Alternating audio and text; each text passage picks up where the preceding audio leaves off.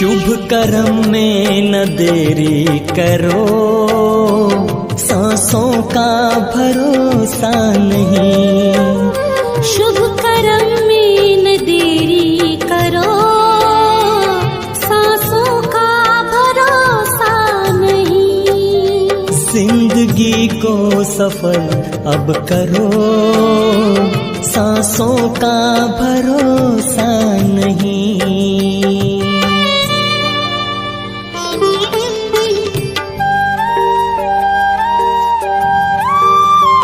मान भगवान को मानते हो, मगर खुद से पूछो क्या भगवान की मानते।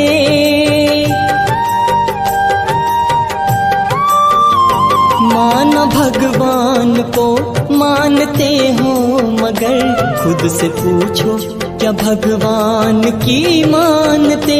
धरती आकाश को जानते हो अगर, ये तो देखो कि खुद को भी हो जानते। ये तो देखो कि खुद को भी हो जानते। प्रभु मिलन में हो, प्रभु मिलन में मगन मन करो, सांसों का भरोसा नहीं। शुभ कर्म में न देरी करो। कर्म सिद्धांत भगवान ने जो समझाया है, और आज दिन तक भी हम जानते उस सिद्धांत को, और वो सिद्धांत यही है, जो करेगा सो पाएगा, जैसा करेगा वैसा पाएगा, जितना करेगा उतना पाएगा। ये कर्म सिद्धांत है। और ये स्पिरिचुअल लॉ कहो, यूनिवर्सल लॉ ऑफ कर्म कहो, इतना एक्यूरेट है कि उसमें भगवान कुछ नहीं करता है। हमारे कर्म ही फाइनलाइज करते हैं। हर कर्म का जो प्रत्युत्तर है वो हमें प्राप्त होना ही है।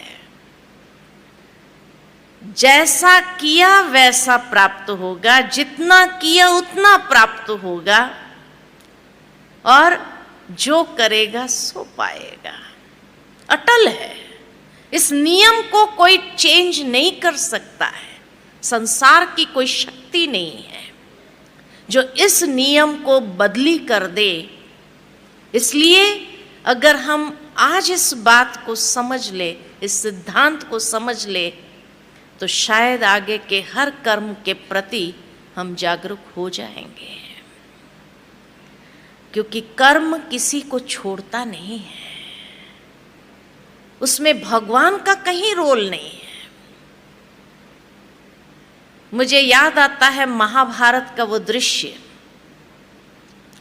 कि जब पांडवों में से अर्जुन और कौरवों में से दुर्योधन दोनों भगवान से मदद मांगने के लिए जाते हैं। और कहा जाता कि उस समय भगवान लेटे हुए थे। दुर्योधन सिरहाने जाकर के बैठ जाता है, अर्जुन पैरों के पास खड़ा हो जाता है। जैसे ही भगवान की आंखें खुली तो अर्जुन को सामने देखा, और देखते ही कहा, अर्जुन तुम कब आए?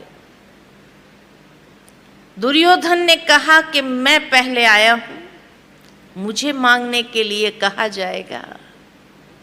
अर्जुन ने कहा ठीक है, तुम मांग लो। उस वक्त भगवान ने यही कहा कि ठीक है, एक तरफ मैं हूं, एक तरफ मेरी अक्षौणी की सेना है, क्या चाहिए बोलो। और एक वाक्य जोड़ दिया वहां पर भगवान ने, बहुत सूक्ष्म, और वो वाक्य था कि जिस तरफ मैं रहूंगा मैं शस्त्र नहीं उठाऊंगा, मैं युद्ध नहीं करूंगा, मैं सारथी जरूर बन सकता हूं, सारथी बनकर के रथ चलाऊंगा, लेकिन मैं युद्ध नहीं करूंगा। जीवन भी एक संघर्ष है, और इस संघर्ष में, युद्ध में, जहां हर कदम व्यक्ति को युद्ध करना पड़ता है, इस युद्ध में भगवान सारथी बन सकता है, लेकिन हमारे बदले वो युद्ध करे, ये कर्म की गुह्य गति अलाउ नहीं करती है कि भगवान हमारे कर्म में इंटरफियर करे।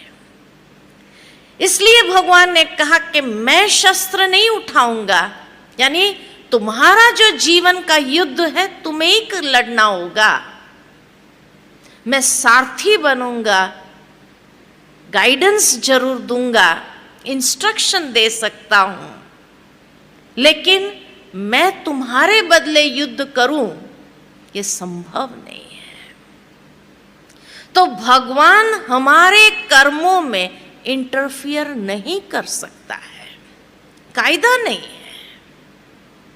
हमारे जीवन का युद्ध हमें खुद लड़ना होगा, और उसके लिए पास्ट के जो कर्म है वो सुनिश्चित करता है कि किस प्रकार के या किस क्वालिटी का जन्म होगा और किस क्वालिटी का जीवन यात्रा होगी।